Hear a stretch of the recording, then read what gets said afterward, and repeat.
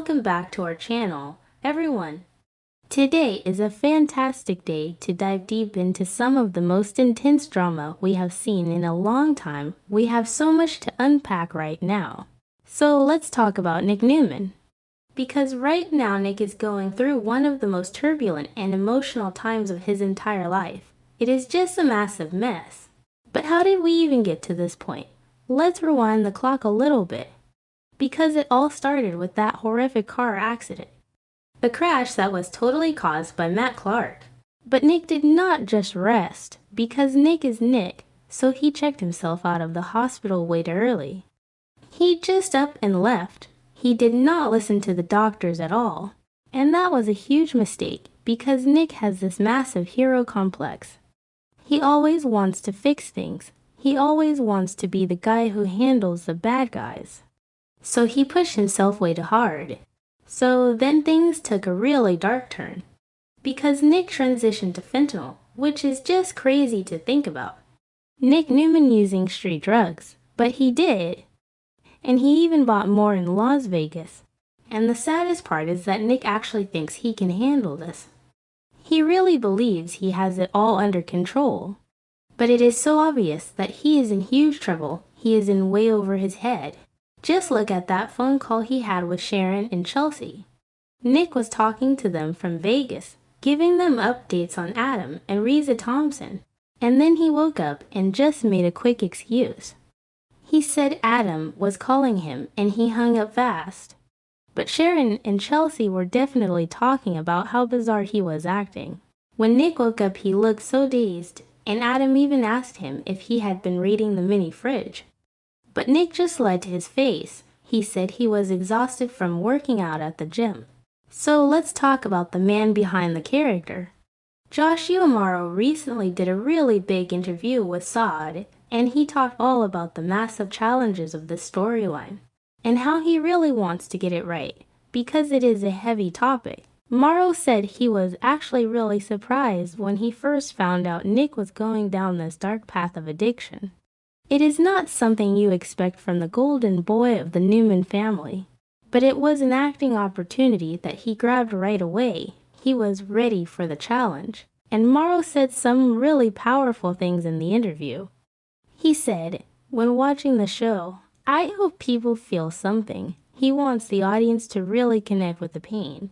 He went on to say, I want them to see this character go through a difficult and downward journey, and hopefully he will overcome it, and even become a better person. So that gives us a little bit of hope. It means Nick might eventually beat this thing. But Morrow also made it very clear that Nick has to admit he has a problem first.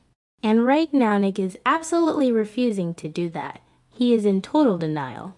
He cannot actually get through the addiction and come out stronger on the other side until he accepts that he needs help. But the spoilers for why and are telling us that things are going to get much worse for Nick before they get any better.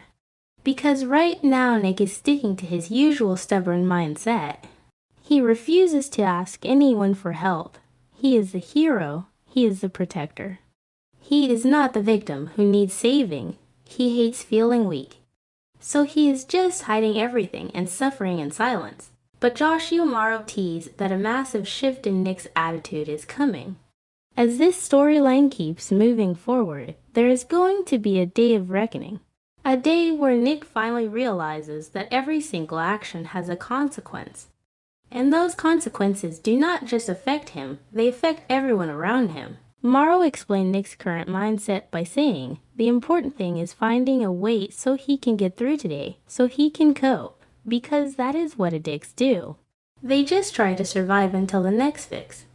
But then Morrow dropped a huge hint about the future, a really dark hint. He said, but if because of this addiction he does something terrible, causing harm to someone he loves, or making someone he really cares about pay the price, then that will be the rock bottom of his life. Just think about that for a second, causing harm to someone he loves, making someone pay the price. That is terrifying. Because Nick loves his family so much, and if he hurts them because he is high, that would absolutely destroy him. That would be the ultimate rock bottom. So we have to wonder what is going to happen in Vegas. because the situation, there is a total powder keg. Adam is trying to get back into his spider persona. He is dealing with Riza, and he is trying to set up a dangerous meeting with Matt Clark. Adam is taking huge risks, and Nick is supposed to be there to watch his back. Nick is supposed to be the backup muscle, but Nick is completely compromised. He is high on fentanyl. He is taking mystery bonus drugs. So what happens when the big confrontation goes down? Is Nick going to just pass out from the drugs? Is he going to be completely useless when Adam needs him the most? We already know Matt is setting a trap. Matt actually orchestrated that whole drug deal with Justin. Matt wanted Nick to get those extra drugs because Matt wants Nick to be weak and incapacitated when he finally makes his move. And on April 2nd, Matt is going to corner Nick. Matt is going to trap him when he is completely vulnerable. But what if it goes even further than that? Because Morrow talked about Nick doing something terrible. What if Nick gets so messed up on these drugs that he completely loses his mind? What if he starts hallucinating? What if he is so out of it that he attacks Adam? Imagine that scene. Nick is high. He is paranoid. He sees someone coming at him, and he thinks it is Matt Clark, so he just starts swinging. He attacks with everything he has. But it is not Matt. It is Adam. Nick could literally beat up his own brother because his brain is scrambled by fentanyl. And if Nick injures Adam, if Nick puts his own brother in the hospital, that would absolutely be the rock bottom Morrow was talking about. Nick would never be able to forgive himself for that. He went to Vegas to help Adam, and if he ends up being the reason Adam gets hurt, that is a tragedy on a whole different level. And we also have to think about Noah, because Noah is back in Genoa City right now. And he is texting Matt Clark. Noah is trying to be tough and calling Matt a coward. And Sienna is completely freaking out. Sienna is terrified that Matt is going to come after them. She even thinks the whole Vegas trip is just a decoy. But what if Noah decides to fly out to Vegas to help his dad? What if Noah walks into that hotel room and sees Nick passed out on the floor? Or what if Noah is the one who tries to stop Nick from attacking Adam if Nick hurts his own son? That would be even worse. The collateral damage of this addiction is just spreading everywhere. And it is just so sad to watch because Nick has always tried so hard to be the good guy. He has spent his entire adult life trying to be better than Victor, trying to be honest and loyal and strong. And now he is lying to his brother. He is buying drugs from street dealers in Vegas hotel rooms. He is hiding in bathrooms to get high. He has become everything he always hated. And the psychological toll this is taking on him must be massive, but he just keeps pushing it down. He keeps taking another pill, another hit, just to get through the day. And Matt Clark is just sitting back and watching it all happen.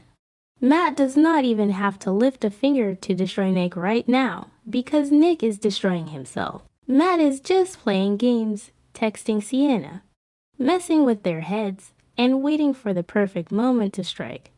And Nick is just handing him the victory. It is incredibly frustrating as a fan to watch this happen. You just want to reach into the screen and shake him.